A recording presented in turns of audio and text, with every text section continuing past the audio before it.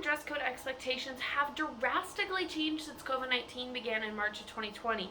We turned our wardrobes into mullets. Business on top and casual on the bottom. According to the Society of Human Resources Management poll, 17% wore pajamas within the first 2 years of the pandemic. And the other 83% who said they didn't? Liars. The difference between business casual and business formal has become so hard to define because my business formal is different from your business formal, which is different than Monopoly Man's business formal. The main point is that modern dress code expectations have become unrealistic and unfair. So, today, let's shop for our problems, try on our causes, and flaunt our solutions to these outrageous dress codes. There are many gender-specific and economic issues within modern dress codes today. First, it's gray. Second, it's boring. But besides being tasteless, modern dress code expectations are drastically different between men and women. Women have higher standards, higher expectations, and a lot of high heels, where men have no standards, no expectations, and a lot of slack when it comes to slacks. Did you know there was other options besides a suit? I say bring back the kilt in 2023. Artists such as Harry Styles and Lil Uzi Vert have begun wearing clothing outside of traditional gender norms, with Styles even having to tell The Guardian, who cares what I wear? And he rocked his outfit. Why are we paying attention to what these men are wearing when we should be paying attention to the music that they are producing for us? I don't care that Lil Uzi Vert wears a purse, even if it's Gucci. I just want to listen to Bad and Bougie. Modern dress code expectations for women can include anything from requiring heels, makeup, or even different like skirts or dresses. It's already a nightmare for me to wake up in the morning, but to get up even earlier and have to put on makeup? No thank you. Or how about those poor Viking women out in the Midwest who have to wear different like dresses and skirts in the snow? Not that it matters to them. According to Next Level Wardrobe in 2021, women should not wear something distracting from their speech, such as loose-fitting clothing or trousers. Unlike men, who always have to adjust their jackets right before every speech. Or unless you work in a restaurant like Hooters, where you need to be as revealing as possible while giving your speech about the menu, otherwise the tips might just fall flat. Last year, I joined speech and debate for the first time, and I paid a ridiculous amount of money to look this good.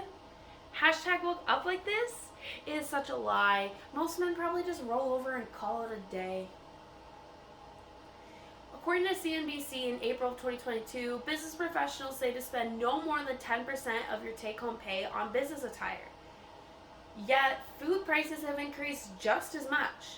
So, do I pay for groceries or business attire? Well, I hope these clothes taste good after this speech. Do you want some cheese with whatever you're wearing? Overall, modern dress code expectations have many gender-specific and economic issues which make it hard to dress to impress. The causes of these dress code expectations have stemmed from the history of fashion and the ever-constant changing of fashion. In the early 1950s, businesses paid more attention to how they looked and how to get the female secretaries out of the men's offices, rather than paying attention to the results or profits of their business. In the 50s, men wore suits where women wore stilettos and stockings. And then in the 80s, we turned everybody into NFL linebackers with ridiculous shoulder pads. In 2013 and 14, there was an Australian news reporter who wore the exact same suit for 365 days, and nobody noticed until he decided to point it out. According to Harvard Business Review, more than 70% of business meetings have gone online in 2022.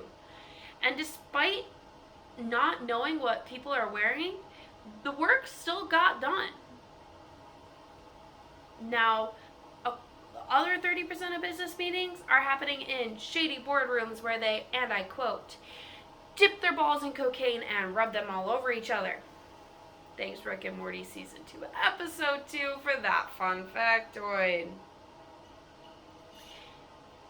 With the ever-constant changing of fashion, the definitions of business formal and business casual are bound to change yet again. Why should I be expected to go out and buy a new suit if it's just going to go out of fashion in a few short years? According to Flex Suits, an average suit with the tailoring and altercations and all of the extra stuff costs an average of $600 to $800. If a literal superhero like the She-Hulk can't get a good fitting suit on an attorney's salary, why are we expecting college kids to? The history of fashion and the ever-constant changing of fashion have made it hard to understand what is acceptable as business formal and how to afford this accepted fashion. And then, of course, my favorite, our solutions. First, I gotta start with me. So if we were in person, I would throw my heels, because whatever. But we're not, so I get to wear my comfy pajama pants and my socks, because I don't have to stand in front of a crowd. It's fantastic. My speech is still fantastic, and I didn't have to wear all my business formal.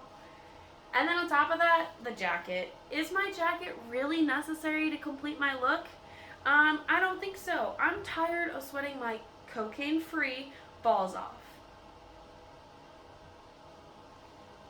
Were you worried about more ball jokes? Oh, don't worry, there's only 2. Content neutral judging. Hear me out. According to MD Speech and Debate, allow the speaker as much freedom as possible while giving their performance, and judge them based on their performance rather than their beliefs. This is a statement that helps speech and debate judges. It talks about judging people based on the knowledge that they are presenting rather than their beliefs about their business formal attire. While content neutral judging can help in our situation, what about the rest of the world? According to the Journal of Accountancy in 2021, the Atlanta office of Wyndham Brandon has introduced Dress for Your Day. Dress for Your Day is where you wear something based off what you're doing for work that day. Working in the office, wear shorts and a t-shirt. Working with clients, wear more formal attire. Working from home, wear nothing. This is just such a simple solution to such a complex issue, and it's time to break down the formalities of business formal and move to more casual attire. So we shopped for our problems, we tried on the causes, and I am flaunting our solutions. My speech today has consisted of jokes, but also really important information about business formal and business casual expectations. So what will you judge me on? The words that I have wrote, rewrote, practiced, repracticed, memorized, rememorized several times to impress you, my judge.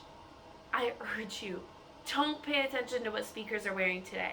Because if I get one more ballot saying, those heels look fairly comfortable, don't blame me when I go all She-Hulk on you.